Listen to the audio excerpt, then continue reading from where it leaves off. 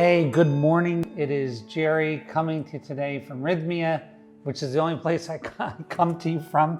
Rythmia Life Advancement Center in Costa Rica. What's Rythmia? We are a plant-based center that uses sacred plants and metaphysical teachings to bring about a tremendous change in your life.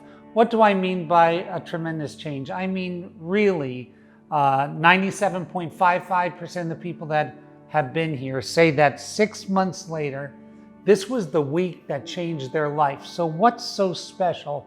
What happens in that week? Well, we call it a soul merger. We believe that all people are fractured from their soul, and in that fracture, is born all disease, all addictions, and all disorder.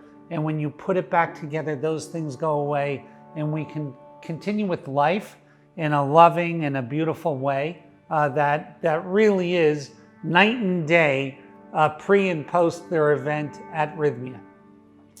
And it's a fact. Another side part of that, which is interesting as well, in this whole process, we've managed to become the number one resort, the number one customer rated resort of any type in the world on TripAdvisor with over 1,200 reviews. That's a pretty amazing statistic, right? Currently, we're redoing all of our hotel rooms, every single one, and putting in a new pool as we speak. So for the folks that have been here before, you're gonna come and you're gonna see brand new rooms and a new pool, but a new look to the whole place as well. Over the last few months, I've made some predictions, and people say, well, you know, that there are people that watch this that said, how did you know about what you predicted about? And I really didn't know. I was told something by the medicine, which sounds crazy in and of itself. But around March, I was told that the infection rate on the disease, on coronavirus, would be about 17%, and the death rate would be between 0.26 and 0.56, between 0.26 and 0.56. And that has proven to be correct. After all the smoke clears, and that was at a time when people were saying that there was going to be an 8 to 10% death rate. The next thing that I predicted was that after this, after the end of the coronavirus and at the end of elections, we're going to experience a time of economic growth that will be tantamount to the Roaring 20s. We're going to experience a period of crazy economic growth that will be tantamount to what happened in the Roaring 20s. And I predicted that a few months ago. You wait and see if it's not true. 2021, people will be going crazy. Wait to see if it doesn't happen. We talked about certain predictions. I talked about there being a 0.26 to a 0.56 death rate early in March. And that's where this thing is going to land, somewhere between those two numbers. And in March, I talked about the second coming of the Roaring 20s, which is after you suppress demand goes like this for all things after that, and how quickly it will be forgotten what we went through. And that put an emphasis on doing the work every day and making sure that you got the most out of coronavirus. The next thing I talked about was the government calling this disease over. Now, in August, I said that the new infections are going to substantially roll over between the last week of September and the second and third week of October. I stand by that. Sometime between the third week of October and the first or second week of November, they're going to call an end to the coronavirus, meaning that the deaths and the infections have rolled over so significantly that it is no longer a threat. I stand by that as well. And now I want to talk to you about the things that we're learning. What I've been doing is this. I haven't been doing too much medicine, but I've been going back through my journeys and reading them. and I've come up with such beautiful things to learn during this time. Yesterday, Mitra stopped over and I got a chance to see him, and I just thought how lucky we are to have people like this around us at Rythmia. And so I want to talk about some of these lessons. Now what's interesting, we've had about 7,500 people through the doors at Rythmia. 95.12% of them say they had a life-changing miracle during their stay. I get to see most of these people once a year or once every 2 years. So when I see them, I might meet them for the first time, spend a week with them, then they go home and they had this miracle. They go home, their life changes. I see them again next year and they go, "Hey, do you remember me?" And I'm thinking, I remember the face, kind of, yeah? They said, "Oh my God, my life has been so different. This has changed and that has changed and this has changed." But because I really didn't know them, I knew their soul, but because I didn't know them before I met them, I didn't get to see all of the active changes like I would if I really knew them, yeah? So that brings to mind one of my discussions today, and please, if you have the opportunity to share this, please share this today, because there might be somebody who needs to hear this. So I'm going to talk about someone that I know right now and something that happened. So my nephew from my first marriage is a wonderful kid, a wonderful young man, an exceptionally well-trained musician. He's a brilliant musician. He's a great kid. He came from a town in Pennsylvania that is so crazy. We used to call it the Witness Protection Program town. There was just nothing going on in this town. And he came from a wonderful family that, a very closed-minded Pennsylvania family, very good family, but not really progressive thinkers or anything like that. Just a small family of good people. And this young guy, did what most young people do and smoked a lot of weed and kind of found like malaise in his own life and a general sense of not having this super purpose, right? Other than a love for music. And he came here, and what happened to him here was just amazing. This is someone that I know. Now, this happened to me the same way, to my son the same way, to people that I know people that I know the same way. But it's nice to see it up close and personal again. And it happened to Shane. And what happened was Shane had his experience here. He went home. Everything in his life changed. His relationships changed. The way he looks changed. The way he eats changed. His relationship with life is completely different. And he's coming back here to work with us at Rythmia. And to share this feeling with other people. And it's just super, super, super important stuff. So I wanted to thank him for what he's done and for what he's shown me. Because I don't get to see it because these people go home and I lose track of them. But when I get to see it like that with someone I know, it makes everything so worthwhile. And I'm going to tell you, come to Rythmia because it will happen to you. So now I want to talk about some things about lessons from the medicine. So what I said is, I haven't been doing a lot of medicine. I've done medicine 5 times in probably 6 months. Because I've been working and trying to manage coronavirus, construction, and everything else that's going on, finance from the Rythmia standpoint. But what I have been doing, I've had 275 journeys, and each one, when I'm done with them, I write a few paragraphs on it. I got 80,000 words of journeys, and I've been going back and looking at what's happened in these journeys and trying to learn from it and trying to express that to people that maybe haven't had the benefit of the medicine or didn't write down their journey. And I constantly want to remind you. So what is the thread through a lot of these journeys. The thread is the beauty of life is the opportunity of life itself.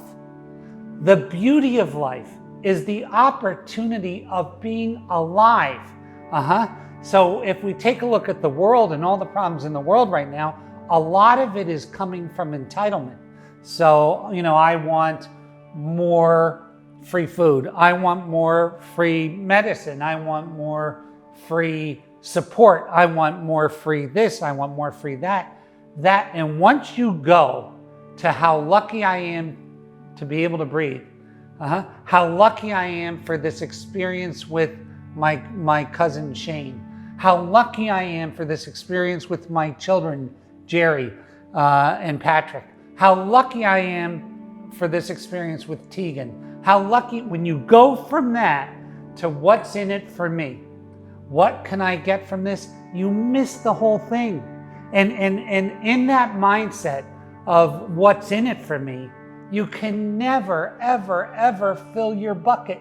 Never, ever, ever, ever. It's impossible.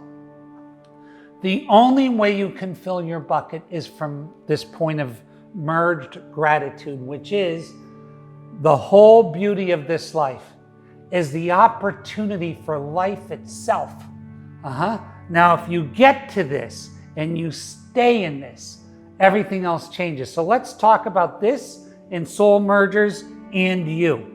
So, and by the way, happy birthday to John Jacob. Happy birthday, brother. I miss you. Let's talk about these things. So the beauty of this, right?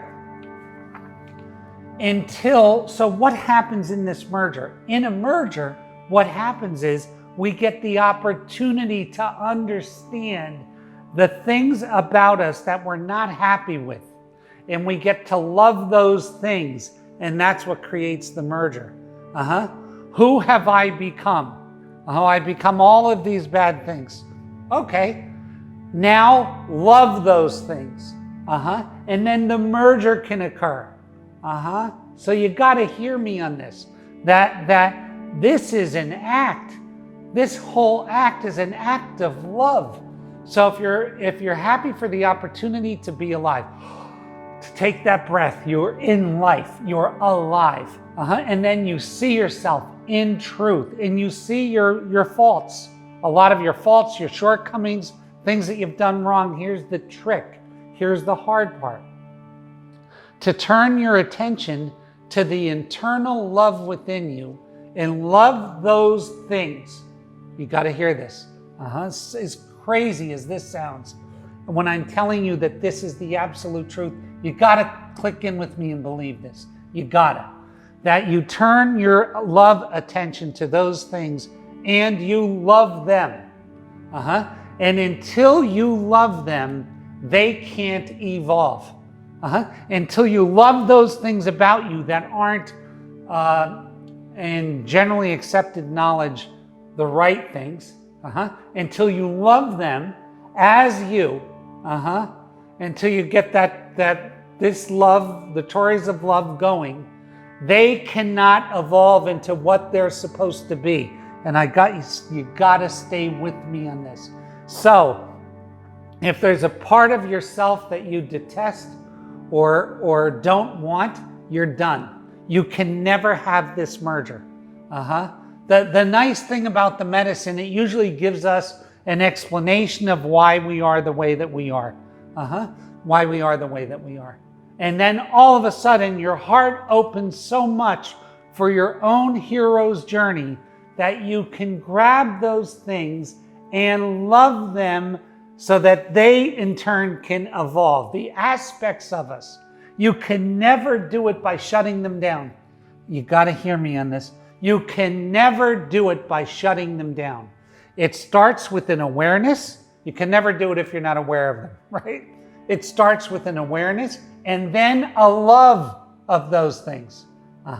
So please keep this. And all of this requires work. All of this. You sit down and first you get in your mind. People say don't get in your mind. I say first step is to get in your mind. It's not the last step, it's the first step. And then to get in your mind and to see those things that are not yet matured in you. And then to call them by name, and then to love them. Now we get out of the mind into the heart, and to love them, and to put this into really love them. To really love them. And all of a sudden, what happens is those things are given the right to evolve themselves. Because they're all separate energies within us. Very, very, very interesting thing. So how does it work? Loving me, releasing and advancing.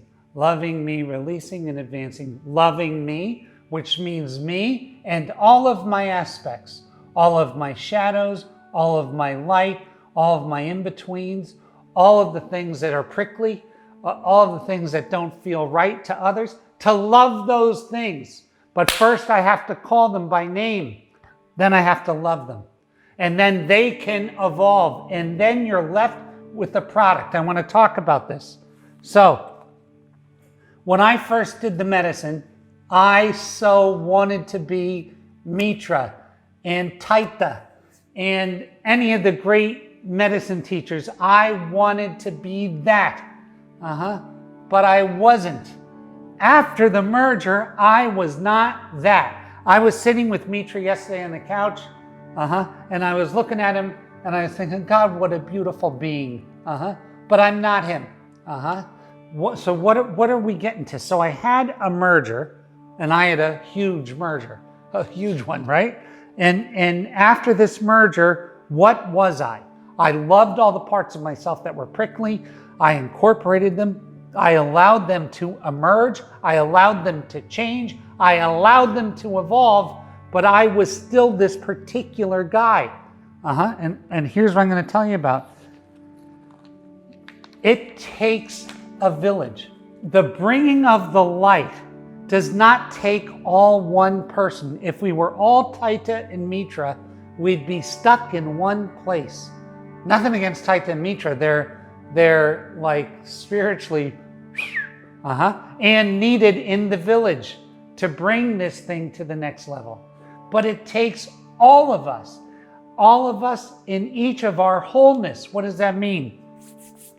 A lot of us come here and we're working at Smith Barney, or we're working a thing, and we have this merger, and we're thinking to ourselves, wait, I have to do something different. No, you don't. You don't. That's a thought. Use your heart. Does your heart like your job? Do you like what you're doing? You were called to bring light to that workforce.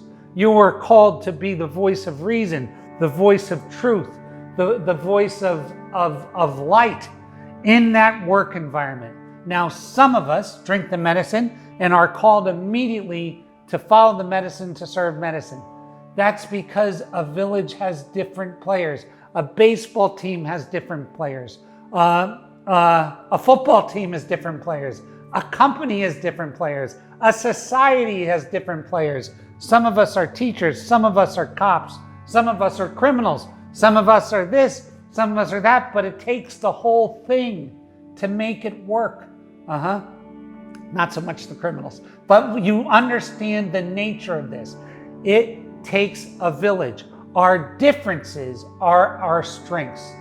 Our differences are our strengths. If I got everybody to think exactly like me, you know what I'd have? Shit. Nothing. If I got everyone to act like me, you know what I'd have? Absolutely, positively nothing.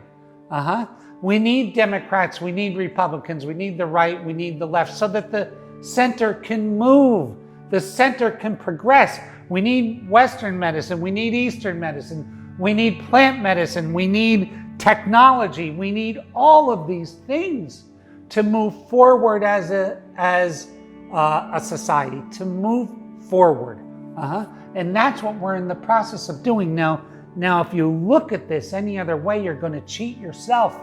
If you look at it like, oh, the world has to buy on to my way of thinking, that's you are then, you're a marble in the law of large numbers. It's okay to be. I would rather be closer to the truth, because in the truth, joy happens, love happens, light happens, progress happens when you're closer to the truth. What you can't do is fault the other side for not thinking like you. They're as necessary as you are. There is no right and wrong. There's us moving forward as a group. That is the truth. Now, what's happened in this particular rebirth that we're going through is there's been a lot of hate. And that's what we have to get away from. You see, in a perfect village, the artist loves the accountant. The artist loves the accountant. The artist is not saying I'm right and the accountant's wrong. The accountant's not saying I'm right and the artist is wrong. They work together. And this is what's going on. It looks like a war, but the end result is there's going to be a merger. So it looks like a war, and it's going to overlap just like this, like two circles. And in that is going to be the sweet spot, the yoni, the progress, the this, the that, all these things. And when I see plant medicine people swear off conventional medicine people, they are wrong. Because, by the way, I mean, from plant medicine, I can heal anything. I know that. But if I get in a car accident, the conventional medicine people, they become exceptional mechanics and fixing things and da-da-da. It's the merger of all things that makes us, as a society, progress. All progression is in here. And that's where we're going to. So instead of looking at this as a problem, look at it as a solution. We are right now in all this chaos pushing these forces together to get in here to solve the whole thing and to have a period of exceptional growth. And when I mean growth, I mean growth. If the folks in the Amazon had it all figured out, that would be one thing, you know? But if you've been to the Amazon and you've been to Europe and you see the architecture, the Europeans had something going on too. So it's the brilliance of us together. It's technology plus ancient technologies, which are plant medicines. It's the merging of us as a group in the loving of each other. That's when we're going to get to the thing. Another thing I want to tell you about is this. I see a lot of people do plant medicine and they get stuck in something. I see a lot of men do plant medicine and they end up disliking their masculinity because they read the message wrong. So what does that mean? I see men, and here's what's crazy in the plant medicine communities, a lot of men have had a journey, had this spiritual love by the mother, and decided that they no longer wanted to be them. They wanted to be more like the mother. And what does that create? That creates a lot of men that are pushing their femininity ahead of their masculinity. And that does not work. Here's the net result of that in the plant medicine community. A bunch of women that come to me and say, hey, you know, I can't find a man in the plant medicine community that suits me, and I don't know why. I found a lot of nice guys, but I couldn't find them. And the thing is, a lot of us are saying no to our masculinity in light of adopting femininity as our lead. And you can't do that. You cannot do that. Why? Because she made you, designed you perfectly. Masculinity without the love of the mother is toxic masculinity. Masculinity with the love of the mother is perfect masculinity. I want you to shine in your masculinity. Femininity in its most beautiful form is femininity with the love of the mother. If you take femininity without the mother's love, without the feeling of love, it's toxic femininity. So what am I talking about? I'm talking about loving you. You get to this point and you read enough about these medicine journeys and you get to a point, and in that point you say this: I am going to be who I came to be. I'm not going to torque myself into something else. I'm going to be, because what the mother wants you to be is you. The mother doesn't want you to be Taita. She doesn't want you to be Mitra or Moganda or this. She wants you to be, those jobs are taken. They're all taken. The job that's not taken is the job of you.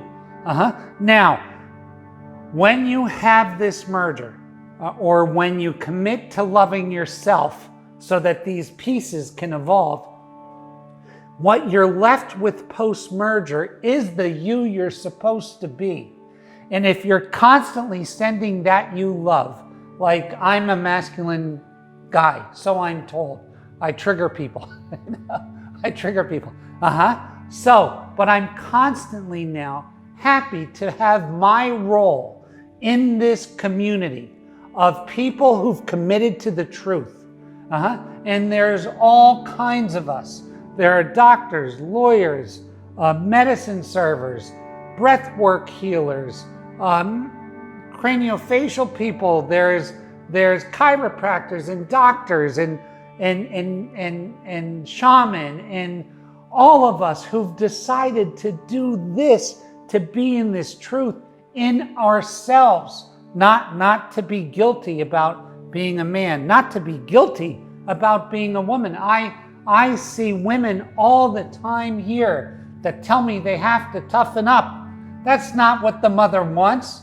The mother wants you to shine your softness if you're that woman. To shine your softness. The mother's not asking men to be less masculine. She's asking us to be more in love with the masculinity, because masculinity with love is the most beautiful thing in the world. Not the most, it's equal to femininity with love, right? So if you're hearing me and you're detesting or rejecting some part of who you are, there was a commercial in the 1970s, and I forget if it was toilet tissue, but I just remember the thing.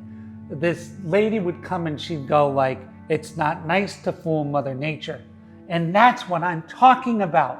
See, the post-merged you is you in its absolute perfection.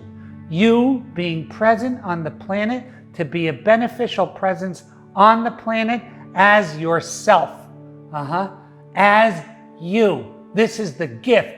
Now, you were woven into the design of everything that's going on as you. If you decide not to be you, you fuck with that design. You know, if you ever watch these pictures with spirographs and stuff, one little bump in one of those spirograph wheels, and all of a sudden there's this bump that goes through the whole thing. Don't be that bump. And how can you not be that bump?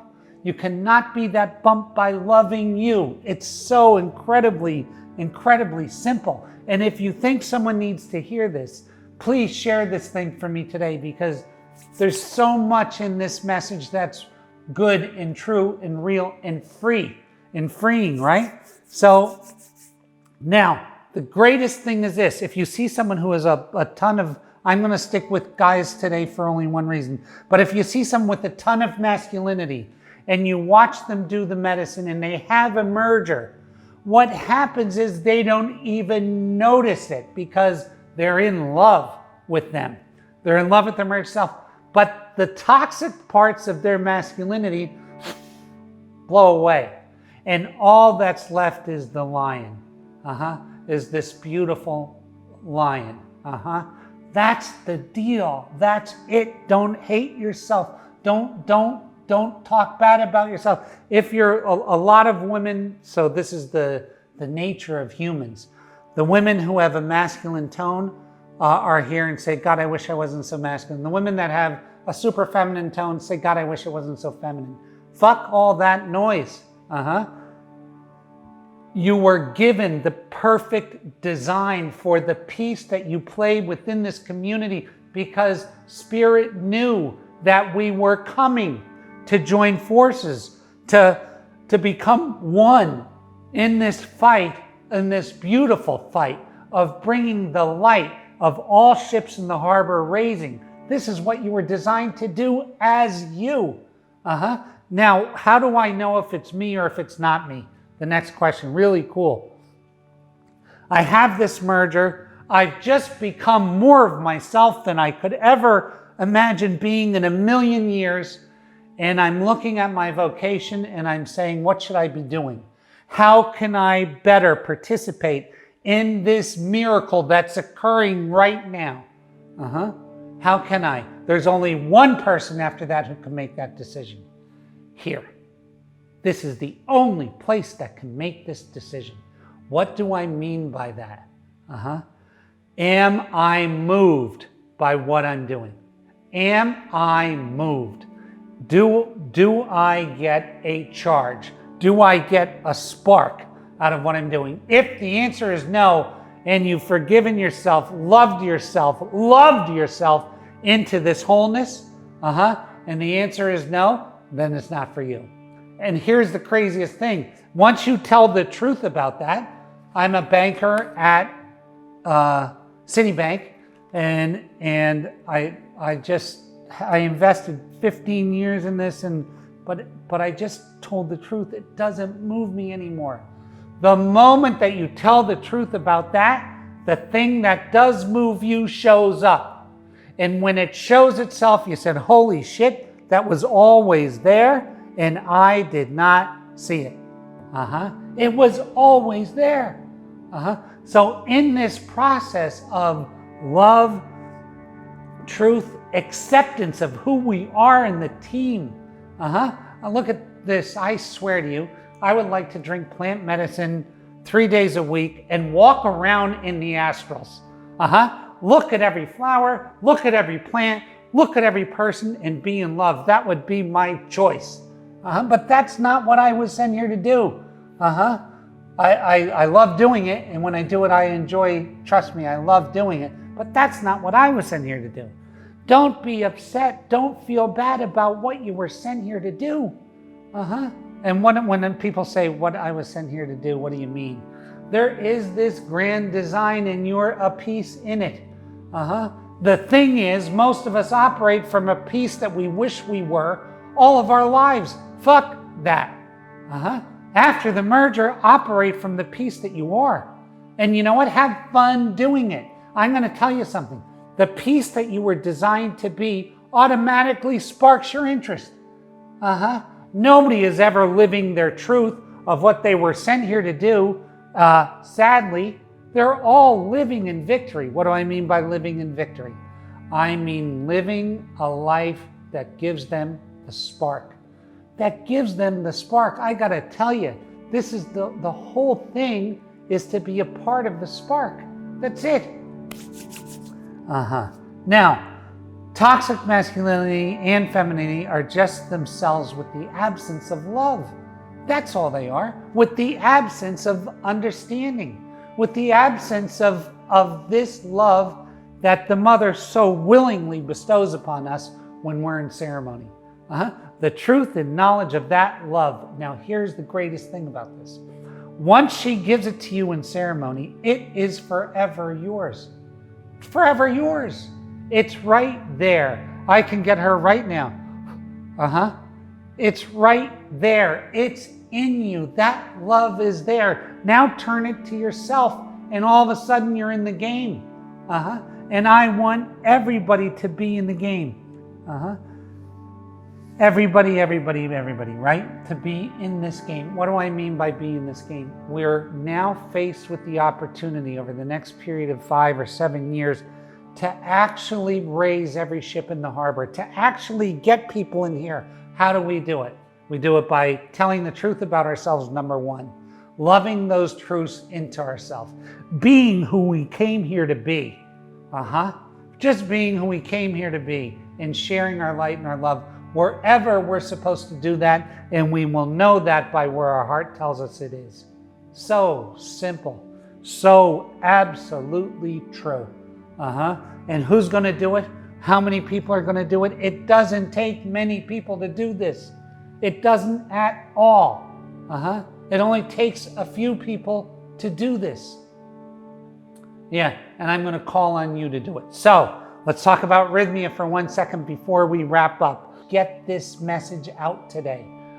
And then I want you to come to Rythmia, and I have to tell you what. After this, in this Roaring 20s things, people are going to be looking for answers. We're going to be swamped, and we want to build our team. by people who have had this happen, who all of a sudden are committed to doing their part and are committed to being part of the truth and forever speaking the truth. We do this, every ship in the harbor raises, all the things that we perceive as problems go away, and we are living in the age of Aquarius. We're living in it now. So please join us on this mission. I love you guys. God keep you. God hold you. I will talk to you next week. And till then, just be in love with you. Cheers.